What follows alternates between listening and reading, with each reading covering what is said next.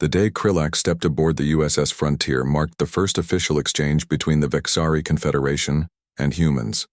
His tall, slender form moved with careful precision as he followed Captain Alan Foster through the narrow corridors of the Earth vessel. The ship seemed impossibly small and crude to Krillax, whose people had been traveling between stars for over 3,000 years. "We're honored to have you aboard," Captain Foster said, his smile revealing flat white teeth that Krillax found unsettling. "I hope you'll find your quarters comfortable." Krillax blinked his large oval eyes slowly, a gesture that among his people indicated polite doubt. "Your hospitality is noted in my preliminary report," he said, his translation device rendering his high-pitched clicks into human English. "Though I must point out that my mission is purely observational. The High Council wishes to document human space exploration methods.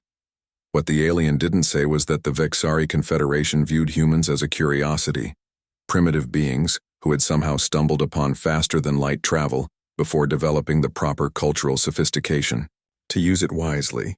Krillax had been chosen for this mission because of his expertise in studying emerging species. His previous work documenting the social structures of pre-warp civilizations had earned him recognition throughout the Confederation. Captain Foster nodded, seemingly oblivious to the condescension behind the alien's words.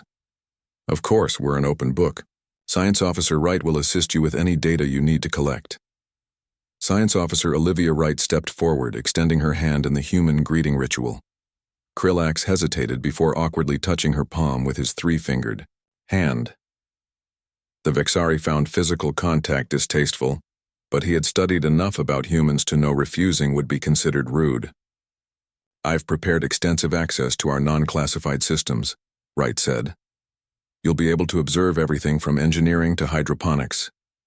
Your cooperation will be noted favorably," Krillax responded, adjusting the recording device attached to his chest. The small silver disc would capture everything he experienced for later analysis by the Confederation scientists. The tour continued through the ship's main systems. In engineering, Chief Engineer Sam Rodriguez showed Krillax the warp drive, a design the alien found absurdly inefficient compared to Vexari propulsion systems. The medical bay seemed equally primitive, with Dr. Nancy Bell explaining treatment protocols that had been standard on Vexari worlds for centuries. Throughout the tour, Krillax made mental notes for his report. Humans rely heavily on verbal communication rather than neural interfaces. Their ship design prioritizes crew comfort over efficiency. Their technology requires constant maintenance from specialized crew members. By the time he reached his assigned quarters, Krillax felt his initial assessment confirmed. Humans were indeed the clever primates the Confederation had classified them as, resourceful but fundamentally limited by their evolutionary heritage. His quarters, though smaller than what he was accustomed to, had been modified to accommodate his needs. The gravity had been adjusted to match his homeworld, and the lighting dimmed to the softer glow his species preferred. As Krillax arranged his few possessions, he activated his personal log. "Initial observations confirm Confederation assessment of human technological development," he recorded. "Their achievement of warp capability appears to be more accident than design. Their social structure is hierarchical, but surprisingly informal. We'll continue observations to document their operational inefficiencies. These recordings should provide valuable instruction on the pitfalls of rapid technological advancement without proper evolutionary preparation." The alien observer settled into his quarters, unaware that the next 3 weeks would completely shatter every preconception he held. The human capacity for adaptation, innovation, and survival would soon force him to question not just his mission, but the very foundations of Vexari understanding of intelligence itself. 3 weeks passed, uneventfully as Krillax documented the daily routines of the USS Frontier. The alien observer recorded everything from meal preparations to maintenance schedules, finding each procedure less efficient than Vexari methods. He spent most of his time in the observation room adjacent to the bridge, recording the crew's interactions while staying out of their way. Lieutenant Kate Patel sat at the navigation console, her fingers moving across the controls with practiced ease. Captain, I'm detecting unusual energy readings at coordinates 2.27 Mark 43, she said suddenly. Captain Foster moved to her station. Can you identify it? No, sir. It's not matching any known signatures in our database. Her brow furrowed as she studied the readouts. Krillix watched with mild interest. His people had catalogued most space phenomena centuries ago. Whatever the humans had found would likely be something well documented in Vexari archives. Put it on screen, Foster ordered. The main view screen showed what appeared to be a shimmering cloud of purple and blue energy. Krillax straightened instantly, his recording device automatically increasing its capture rate. He recognized this phenomenon immediately, a temporal flux anomaly. According to Vexari protocols, the proper response was immediate retreat to a safe distance of at least 3 light minutes. Fascinating structure, Science Officer Wright said, moving to her science station. It seems to be emitting both tachyon and chronoton particles. Before Krillax could voice a warning, the ship lurched violently. The lights flickered and emergency alarms began blaring throughout the vessel. We're caught in some kind of energy field, Patel reported, her voice steady despite the danger. It's pulling us in. Full reverse, Foster commanded. Engines not responding. Engineer Rodriguez called from the engineering station. Whatever this thing is, it's disrupting our power systems. Krillax felt a mixture of fear and pity for the humans.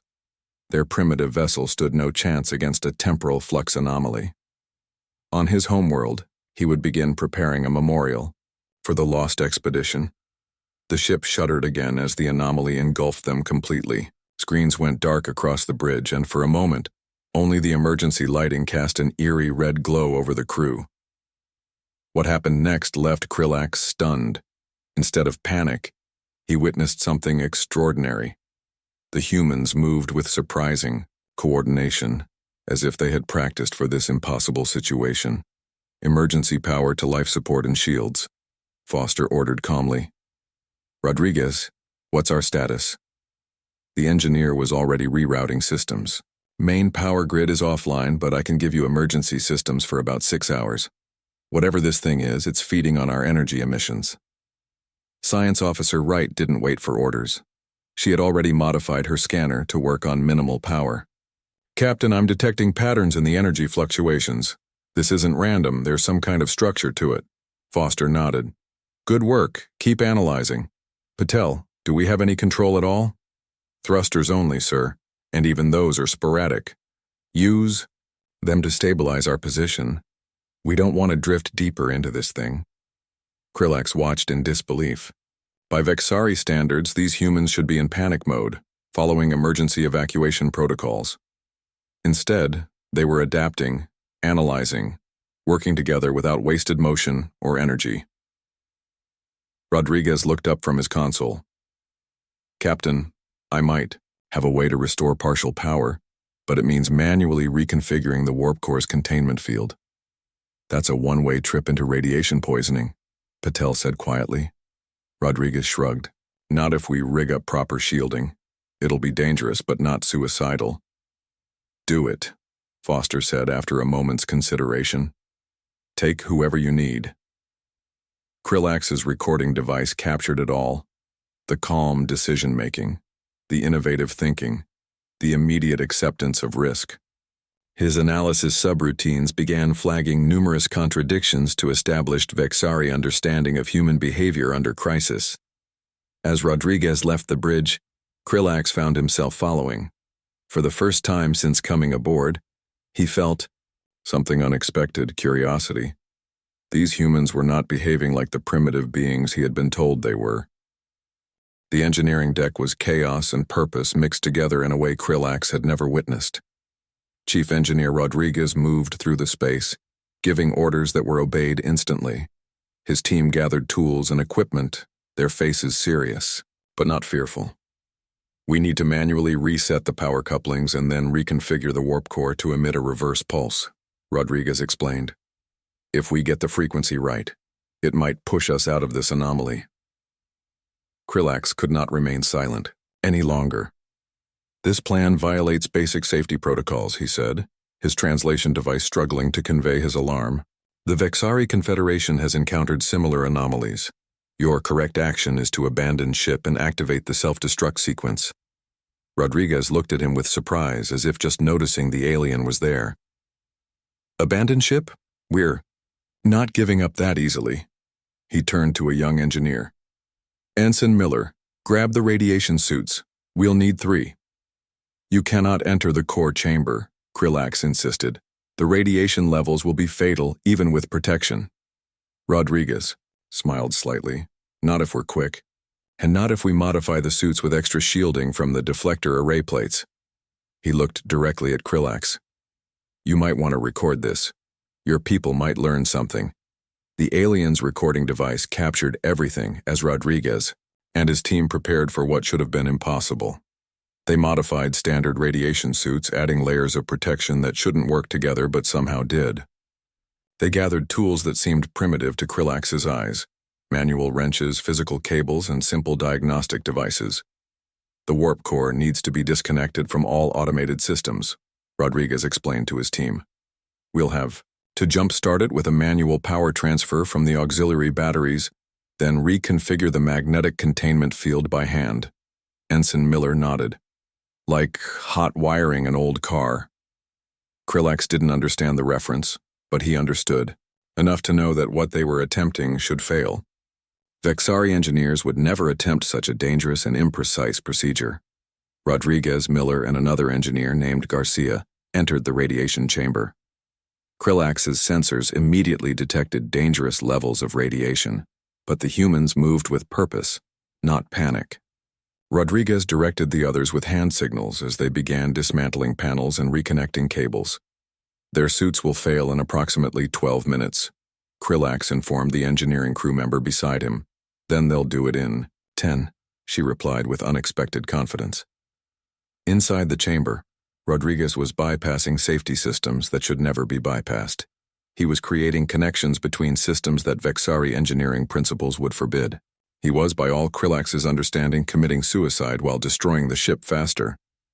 Yet somehow, against all logic, the core began to glow with renewed energy. Power readings that had been flatlined began to rise. 9 minutes later, 1 minute before Krillax had calculated their suits would fail, the 3 humans emerged from the chamber. Their faces were sweaty and flushed, but they were smiling. We've got partial power restored, Rodriguez reported to the bridge. And I've reconfigured the warp core to emit a reverse pulse that should push us out of this thing. Should? Krillax questioned. Rodriguez shrugged. Engineering isn't an exact science. Sometimes you've got to kick the rules in the teeth and trust your gut. The alien's recording device captured the statement, flagging it as a fundamental contradiction to Vexari engineering philosophy. In his civilization, engineering was precisely an exact science. Every procedure was meticulously calculated and followed without deviation. Captain, Rodriguez continued, we'll have one shot at this. The modified pulse will use all our remaining power. If it doesn't work, it'll work. Foster's voice came over the comm system. Stand by to initiate on my mark. Krillax watched as the humans prepared for their desperate gamble. His recording device was capturing everything, but he was beginning to doubt whether his superiors would believe what they saw. These humans were doing something the Vexari had never considered. They were improvising their way out of certain death. The ship trembled as the modified warp core began to build power for the pulse. Against all Vexari scientific understanding, these primitive beings might actually survive. The reverse pulse worked, pushing the USS Frontier to the edge of the anomaly. Power returned to most systems as the ship drifted free. The crew cheered, but their celebration was brief. The view screens showed something disturbing, dark shapes moving within the energy cloud heading toward the ship. What are those? Captain Foster asked, his voice tense. Science Officer Wright studied her readings. Energy beings of some kind. They're leaving the anomaly and approaching us.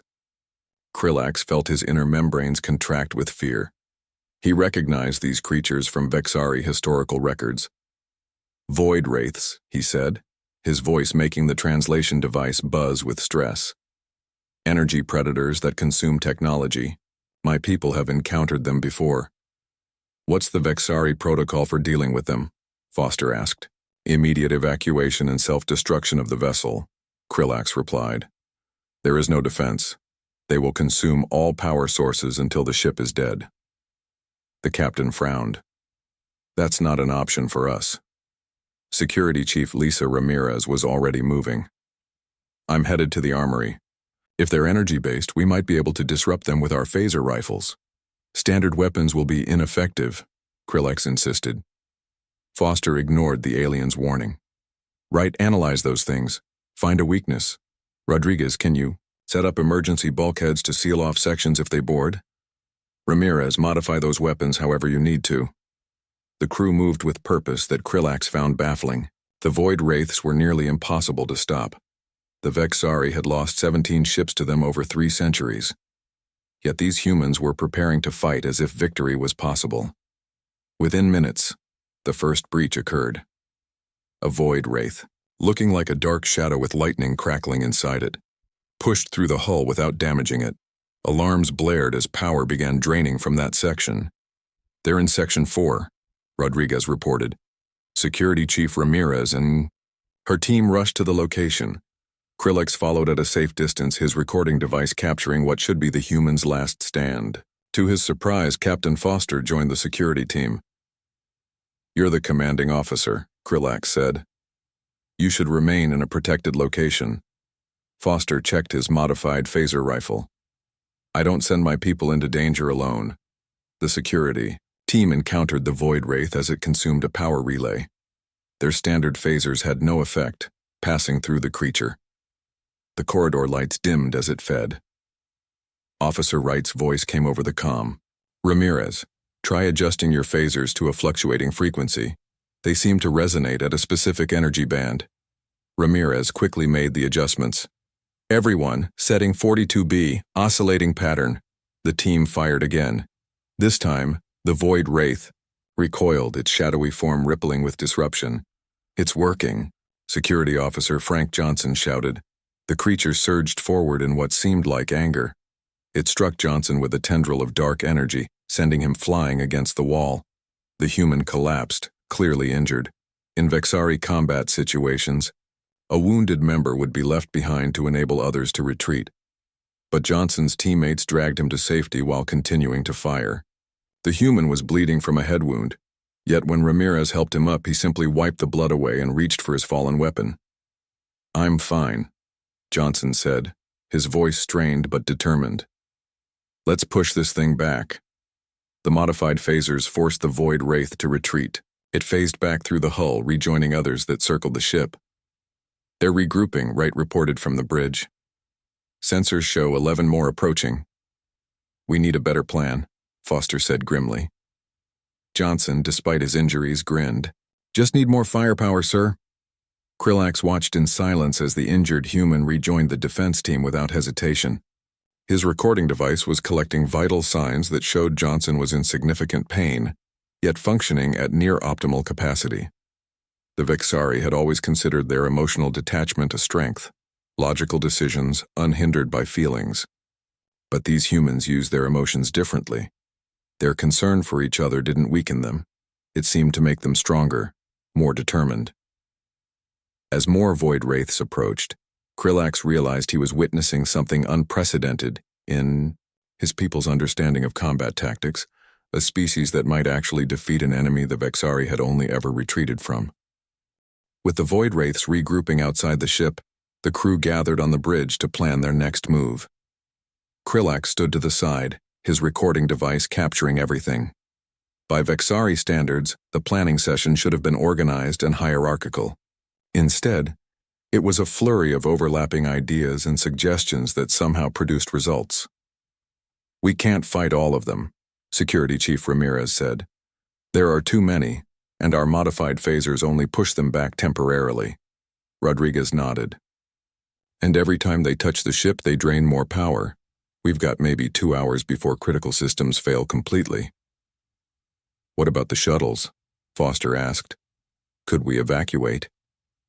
They just follow us, Wright replied. These beings are attracted to our power sources. Any technology we use will draw them in. Krillax watched the humans carefully. In his experience, This was when most species began to panic or resign themselves to their fate. The Vexari would have already initiated self-destruct protocols.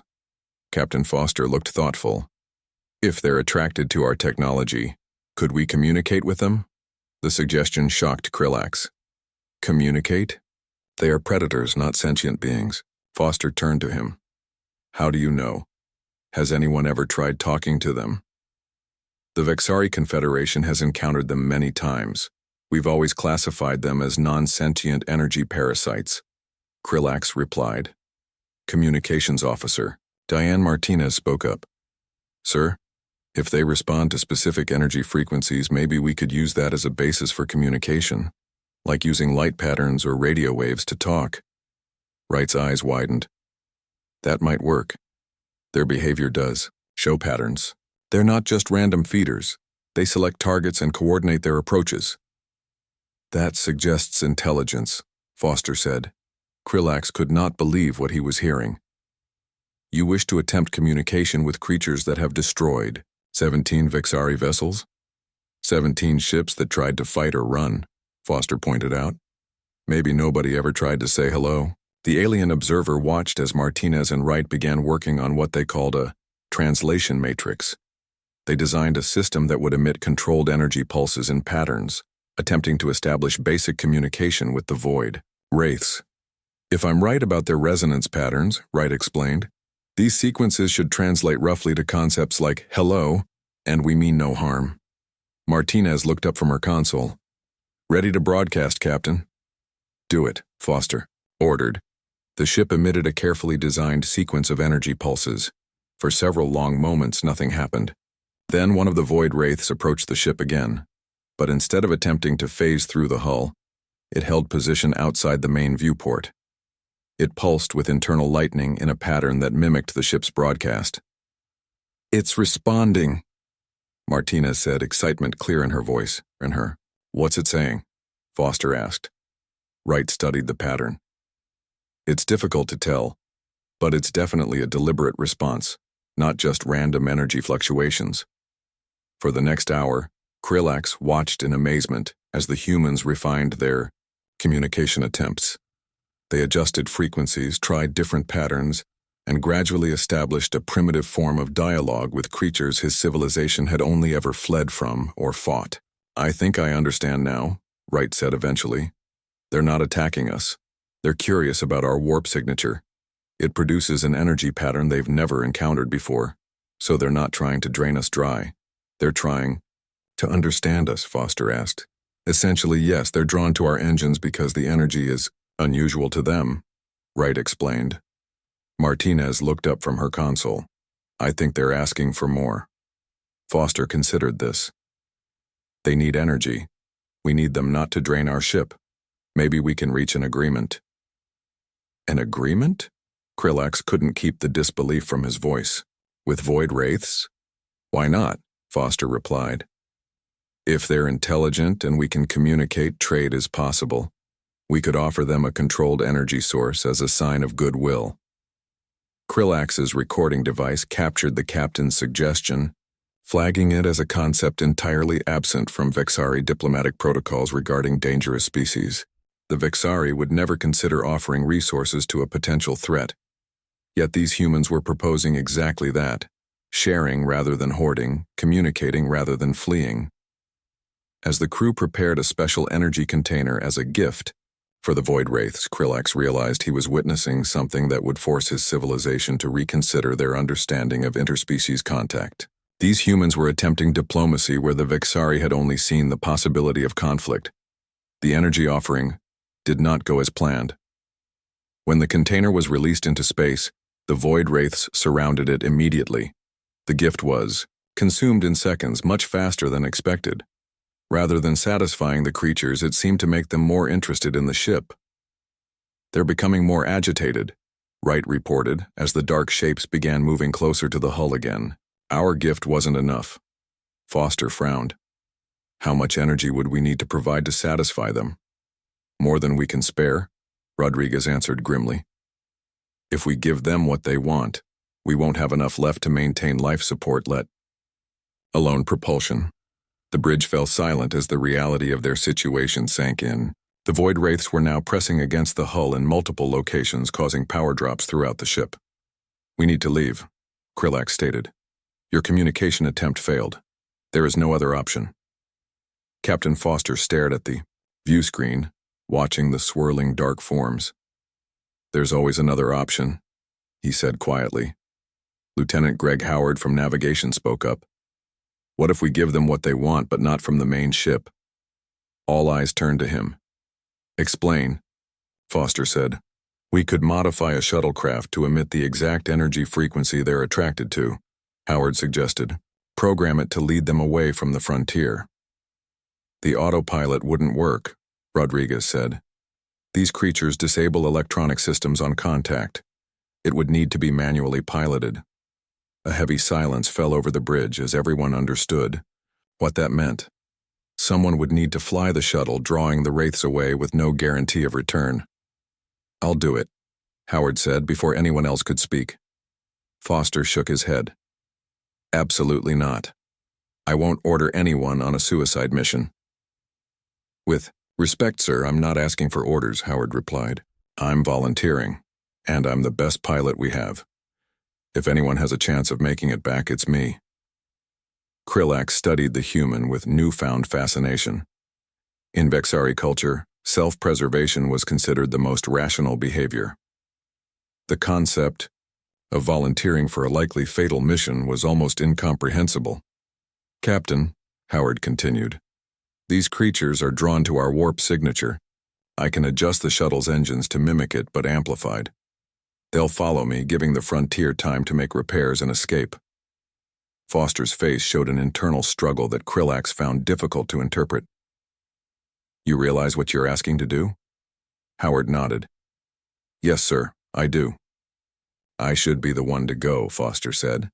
"The captain is responsible for—" "Permission to speak freely, sir," Howard interrupted. "You're needed here. The crew needs you. I can do this. Let me try." After a long moment, Foster nodded. "Prepare. The shuttle. You have 1 hour." The next 60 minutes were a blur of activity. Rodriguez and his team modified a shuttle, adjusting its engines to create the specific energy signature that attracted the void wraiths. They installed additional shielding, though everyone knew it would only buy a little extra time. As Howard prepared to depart, the crew gathered in the shuttle bay. One by one, they approached him, offering words of encouragement or a simple handshake. Krillax watched this ritual with growing confusion. In Vexari custom, those undertaking dangerous missions were given privacy to meditate on their duty, not surrounded by emotional displays. Howard climbed into the shuttle and ran through his pre-flight checks. His movements were precise and calm, showing no sign of fear despite the almost certain fate awaiting him. Captain Foster approached the shuttle last. "You bring that ship back, Lieutenant. That's an order." Howard smiled. "I'll do my best, sir." Krillax moved closer to the shuttle, unable to contain his curiosity. "Why?" he asked Howard directly. "Why risk your life when evacuation is possible?" Howard looked at the alien with a surprised expression. "Because they're my crew, my family. Wouldn't you do the same for yours?" Before Krillax could answer, Howard sealed the shuttle hatch. The bay doors opened, and the small craft launched into space. Within moments, the void wraiths detected its amplified energy signature and began to follow it, drawn away from the USS Frontier like moths to a brighter flame. The bridge crew watched in silence as Howard's shuttle grew smaller on the view screen, the swarm of dark entities following behind it. Krillax's recording device captured not just the tactical situation, but the expressions of the humans, concern, hope, and a deep sadness that seemed at odds with what should have been relief at their own survival. 3 days passed as the USS Frontier made repairs. With the void wraiths gone, the crew worked tirelessly to restore systems. The mood was subdued. No one spoke much about Lieutenant Howard, but his absence hung over the ship like a shadow. Krillax spent these days reviewing his recordings. The data contradicted nearly everything the Vexari Confederation believed about humans. These beings were not the primitive, predictable creatures his people had classified them as. They showed innovation, self-sacrifice, and an approach to problem-solving that was entirely foreign to Vexari logic. On the third day, as the ship prepared to resume its mission, Science Officer Wright called out from her station. "Captain, I'm detecting a signal. It's faint, but it's one of ours." The bridge crew froze. "Location?" Foster asked, his voice carefully controlled. "Approximately 2 million kilometers from our position," Wright replied. Sir, it's the shuttle." Foster didn't hesitate. "Set course, maximum impulse." As they approached the coordinates, the view screen showed the shuttle drifting in space. It appeared damaged but mostly intact. There were no signs of the void wraiths. "Life signs?" Foster asked. Wright checked her readings. 1 human, alive, but weak. The rescue team brought Howard back aboard, immediately taking him to the medical bay. The lieutenant was exhausted, dehydrated, and suffering from mild radiation exposure, but remarkably alive. The entire crew seemed to breathe again, once Dr. Bell confirmed he would recover fully. Later that day, Howard was well enough to explain what had happened. Krillax joined the senior officers in the medical bay, his recording device capturing what should have been an impossible story.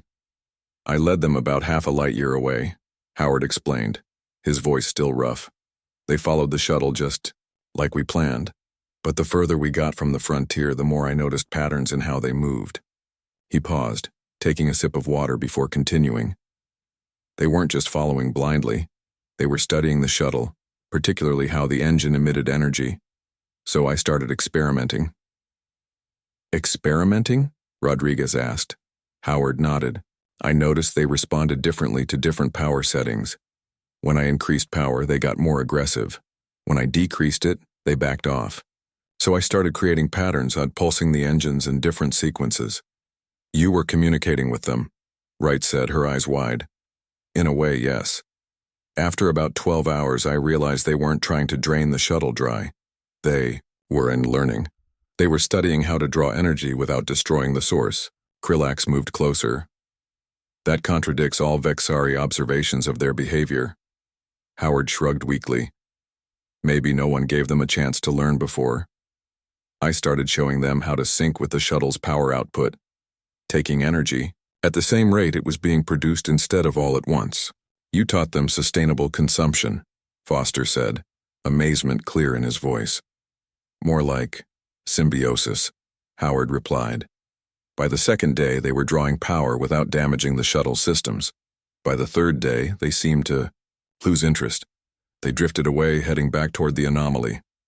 "You survived 3 days without sleep, manually adjusting the shuttle systems?" Dr. Bell asked, checking her medical scanner again as if the readings must be wrong. Howard smiled tiredly. "Had to. The automated systems were fried, and I promised the captain I'd bring the shuttle back." Krillax's recording device captured not just Howard's words, but the human's physical condition. According to Vexari medical knowledge, a being under such stress should have lost consciousness within 24 hours. Yet this human had endured for 72, making complex calculations and adjustments the entire time. "Why didn't you just escape when they first backed off?" Krillax asked, genuinely puzzled. Howard looked at the alien directly. "Because I realized I could help them. They weren't malicious, just hungry and didn't know any better. And now, maybe the next ship they encounter will be safer because of this." The alien observer stood silently, processing this concept. The Vexari would never have considered spending additional time in danger to help creatures that had previously been classified as threats. The risk assessment made no logical sense. Yet this human had done exactly that, driven by something beyond Vexari understanding. As the medical bay filled with crew members coming to welcome Howard back, Krillax stepped away, his worldview shifting with each new observation of these impossible humans. As the USS Frontier resumed its mission, Krillax secluded himself in his quarters. For 5 days, he reviewed his recordings, analyzed data, and attempted to organize his report to the Vexari Confederation. Each time he began, he found himself deleting the draft and starting over, No matter how he presented the facts, they contradicted everything his civilization believed about humans. On the 6th day, Captain Foster requested a meeting with the alien observer. "You've been quiet," Foster said when Krillax arrived at his ready room. "I hope your accommodations are still satisfactory." "The accommodations are adequate," Krillax replied. "I have been processing." Foster nodded. "I can imagine this probably wasn't the observational mission you expected." "No," the alien admitted. "It was not." "Have you completed your report to your people?" Krillax hesitated. "I have tried, 6 times, but I cannot reconcile what I have observed with what the Vexari believe to be true about humans." Foster smiled slightly. "And what do the Vexari believe?" "That humans are primitive, inefficient, that your technological advancement is largely accidental, that your emotional responses make you unpredictable and dangerous." Krillax gestured with his 3-fingered hand, "that you require supervision by more advanced species. And now I have evidence that contradicts these assumptions." Krillax activated his recording device, projecting a holographic display between them. "Your crew's response to the anomaly showed innovation that no Vexari would have attempted. Your defense against the Void Wraiths demonstrated courage our protocols do not allow for. Your communication with beings we considered mindless predators reveals perspectives we never considered." The aliens cycled through recordings, Rodriguez modifying the warp core, Howard volunteering for what should have been a suicide mission, the crew working together under impossible circumstances. "I have come to a troubling conclusion," Krillax said finally. "What's that?" Foster asked. "That the Vexari may be wrong. Not just about humans, but about our approach to the galaxy itself." Krillax shut off the hologram. "We have achieved technological superiority through careful adherence to established principles. We avoid risk. We follow protocols designed over thousands of years. We value efficiency above all else." "Sounds logical," Foster remarked. "It is logical, but it has limits I did not recognize before." The alien's large eyes fixed on Foster. "Lieutenant Howard should have died. All Vexari probability calculations would have predicted his death. Yet he survived by doing something we would never have attempted." "Talking to the Void Wraiths?" "Yes. For 3 days, without sleep, without automated systems, he manually adjusted the shuttle's power output to teach beings we've considered mindless for centuries." Krillax's voice conveyed something close to wonder. "The Vexari encountered these creatures 17 times and never once considered that they could learn." Foster leaned forward. "So what will you tell your people?" "I do not know." Krillax stood and moved to the viewport, staring at the stars. "If I report exactly what I observed, they will question my objectivity. If I modify my findings to align with existing beliefs, I betray the scientific principles we claim to value." After a long moment, the alien turned back to Foster. "I have decided to delete my original report. Instead, I will submit a proposal titled, 'Revision of Vexari Understanding of Human Potential.' It will likely be controversial." Foster smiled. "The truth often is." "Your species is not what we thought," Krillax stated. "Your technological limitations force creativity. Your emotional connections enable sacrifice. Your disregard for established procedures allows adaptation. Your acceptance of risk permits achievements Vexari caution would never allow." The alien's recording device activated one final time. "I came to study you. I find I must now learn from you. Humans are not what we thought they were. You may, in fact, be what we should aspire to become." As the alien observer made his final entry, the USS Frontier continued its journey into deep space. Behind them, the anomaly glowed softly, the Void Wraiths now circling it peacefully, having learned a new way to exist from a species that, just a week earlier, Krillax had considered barely worth studying. In his quarters, the alien finalized his report, knowing it would change his career and possibly his civilization. The humans had not just survived, They had thrived precisely because of traits the Vexari had considered weaknesses. It was a humbling realization for a being from a civilization that prided itself on having all the answers. Krillax, who came to observe, had instead become the student, and his education had only just begun.